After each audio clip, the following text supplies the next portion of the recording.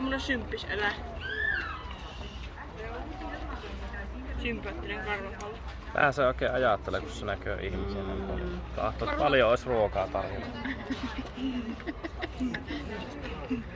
Sä huutat, lukee leikkimään.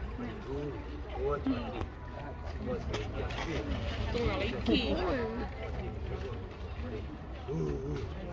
Se on muuten iso eläin. Eikä oo? Kohta se vetää tortun tuonne veteen. Se on kuuma. Niin. Miksei me uimaan? Vahti jotain reviiriä.